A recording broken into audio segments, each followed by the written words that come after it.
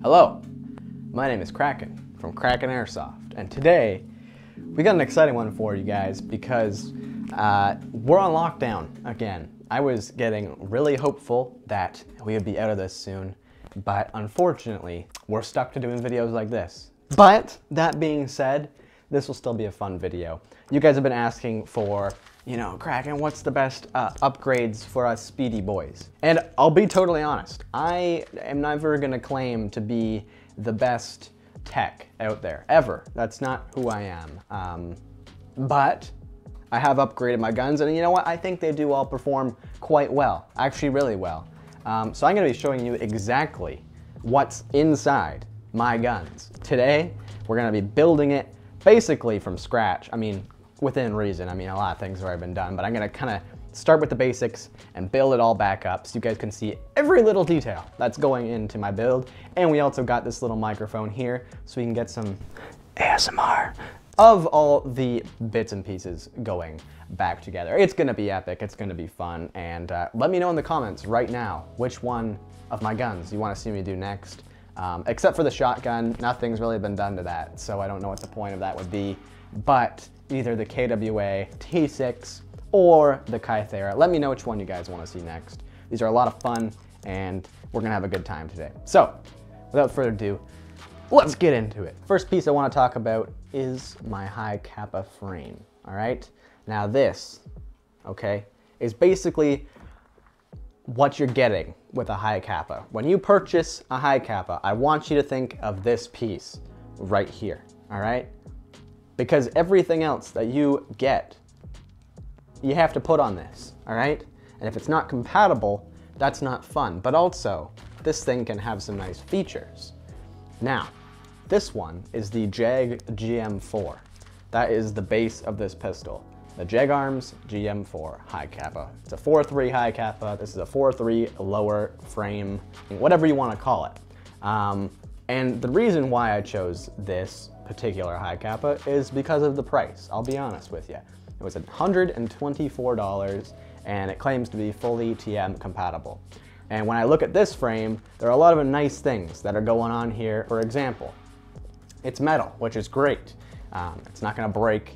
It is a little heavy, but you know what? It's a nice frame. It does the job. I think it looks nice. It's also got a rail built in, which is amazing. I don't have to screw one in or do some janky rail mount. It has one built right in, which is amazing. And then basically you just got your hammer and all that you would get really on any other Hicapa. Nothing too different there. We'll do some quick sound effects.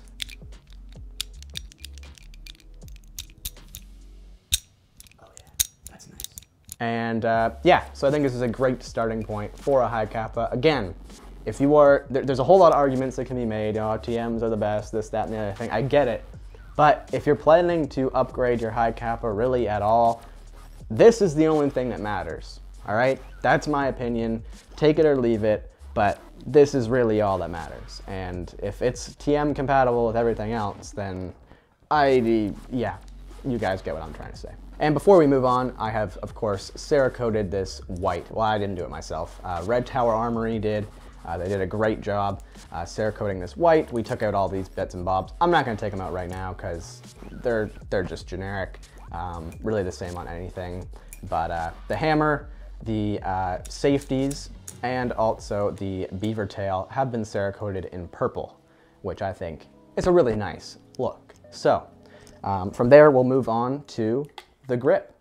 So before we attach this, we'll talk about it real quick. Let's just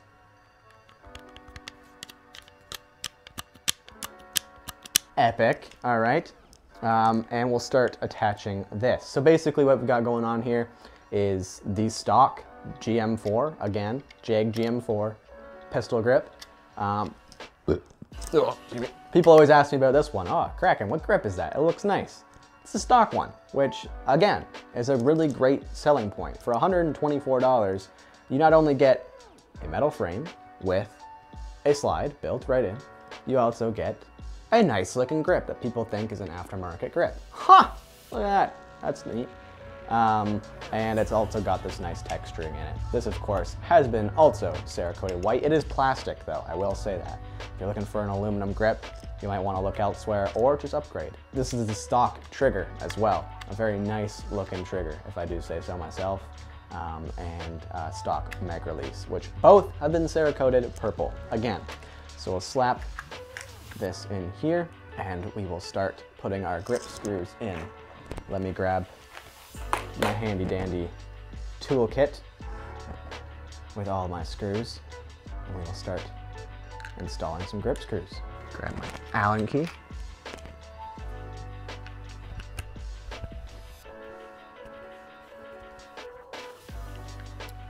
Nice and snug. We've got our grip screws and everything installed here, back to normal. Got it all assembled. You might be wondering why my grip screws are still black and everything else is purple and white. I knew there would still be some black on the gun, whether it's my tracer unit or my flashlight, so I decided to leave the grip screws black. Next, we'll install our leaf spring, our trigger sear, our sear spring, whatever you want to call it. This is still the stock one, by the way. I don't really have a reason to upgrade it. The first time I took apart my Hicapa, I didn't really know what I was doing. I think I shifted it a little bit, and now I have an incredibly light trigger pull. It is nuts. So I don't really have a reason to upgrade it. I've heard the Cow one is good, so maybe I'll try it out at some point. Good to go. And then we will install the Armorworks Magwell. This was originally red, but I Cerakoted it purple as well, as you can tell. There we are. Cool. And there is our lower assembly all together. There she is, looking pretty as anything. So we'll put that aside for now, and we will move on to the real meat and potatoes. I really haven't done much upgrades to that other than Cerakoting. So we'll talk about the slide now, and we'll assemble that together. It's gonna be a grand old time, all right? So, first things first, this is the Sanctus Customs aluminum featherweight slide.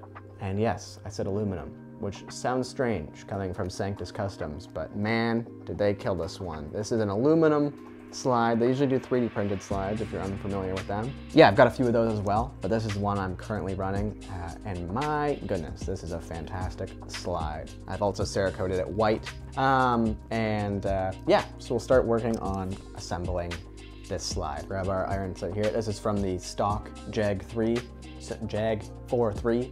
slide. I'll just talk about the rear sight right now too. This is the stock rear sight from the Jig original 4.3 slide. Was running the Sanctus Customs charging handle, cocking handle, whatever you want to call it, but it actually popped off just because I didn't install it correctly, I guess. But I figured, hey, I'm gonna run irons for a little bit, just switch it up, you know? So this is the Sanctus Customs lightweight, no, that's not what it's called, the Weightless blowback unit. It is a 3D printed blowback unit, and it is phenomenal. You wouldn't really know it's 3D printed. It's built really well. And then you have to provide your own O-ring. So I've got a Angel Customs O-ring back there, and it worked just fine. So if you're looking for one, that's one that worked well for me. So we'll slip, oh, actually we can't do that yet. I'm a silly boy. We gotta install our nozzle. Now, this is the stock nozzle from the Jig 4.3. It's got really nice compression, actually. We'll slip that in. Get a sound clip of that. Ooh, that had to have been good. And there is our blowback unit assembly. This is super important. This is where you're getting a lot of your compression with Hicapas. And mine's feeling pretty gnarly. It's feeling pretty good. I will probably need to get a new nozzle at some point. I do actually have a backup one, but I find this one actually gives me a bit better compression. So I will have to get a different one at some point. But until then, this is the one I'm running. Starting to get a little chewed up, but it's the stock nozzle and it's performing really well. So we'll leave that as is. We'll grab our nozzle return spring. We'll install that. This is a 130% nozzle return spring. I'd like to try out a 140 or even a 150 at some point, but that's what we're running right now. And we will drop our slide on top, just like that. Don't want to over tighten it too much because it is 3D printed. I don't want to blow any threads. It's not the plan for today. So there is our assembled slide. Looking really nice. White and black kind of look going on. Looks really good. And you know what? It performs really well. So we'll move a lot of this stuff out of the way for now. And we'll talk about our barrel assembly. So, first thing we'll talk about is our outer barrel. This is the Sanctus Customs again, 3D printed, fluted 4.3 outer barrel. It's a really nice look, really lightweight. A lot of the design for this gun is super lightweight, so it has a very recoil-less design. That's a big reason why I went with the 3D printed blowback unit, was just so that there's literally no weight in this slide. Like I'm telling you, it weighs next to nothing. And basically the point of that is just so when it recoils, it uses less gas, less air if I'm using HPA, but also it has very little recoil every time it comes back. So I can stay on target much easier. That's kind of the theory at least.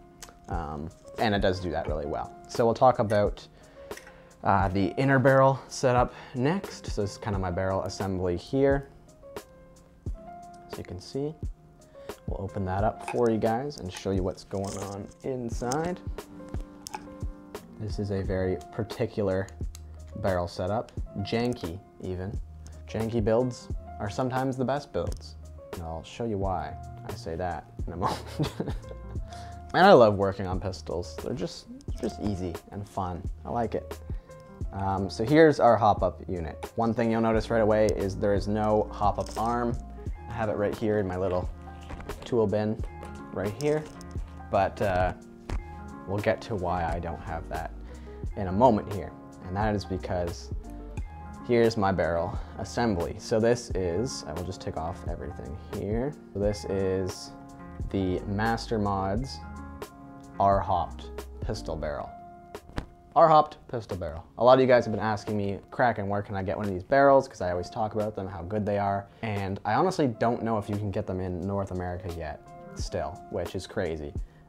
But I'm really glad I have one because it works really well. So this is an R-hopped barrel. I don't know how well you can see this here, but it's got like a patch on here. I can take this off. It's basically like another bucking. There it is there. So there's like your window and normal hop-up units. It's a lot deeper in this one. And then you just grab this little bucking, you slip it on, and you've got an R-hop that you can interchange. You can sub out, and if you need to. It's not just glued in there, and if it breaks, it breaks. It's pretty easy to do. Anyway, so about the barrel, this is a 6.4 millimeter barrel, 6.04. I don't know if I said that right the first time.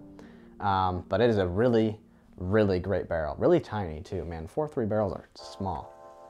But it's a really accurate system, works really well. Love the R-hop.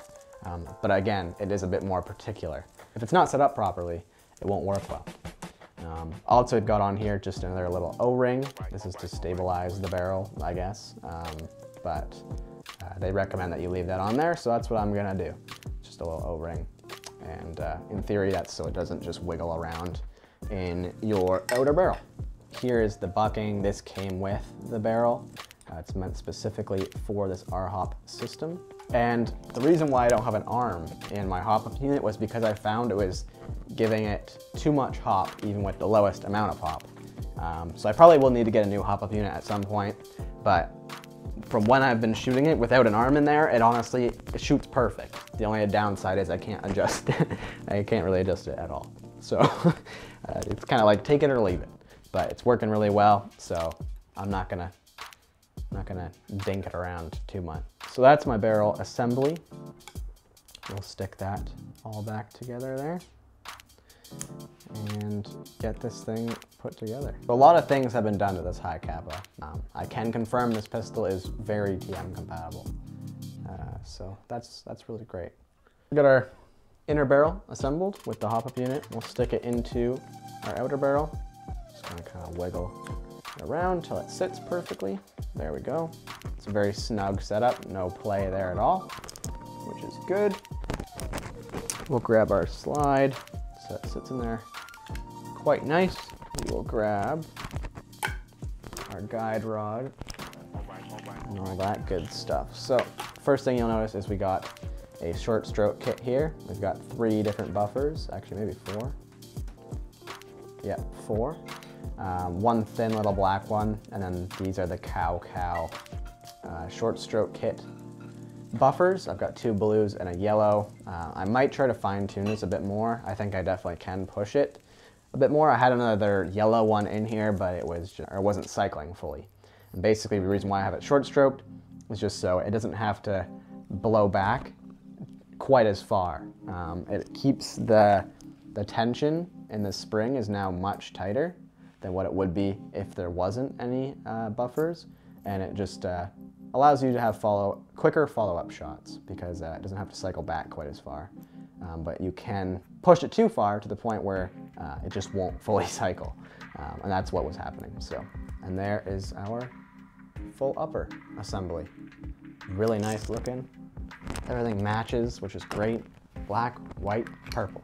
Except for our buffers, I guess. Those are different colors, but we won't talk about that. Anyway, so we'll slap that together. We'll grab our bolt release, or our slide release, I guess. And just like that, we got our 4-3 back together.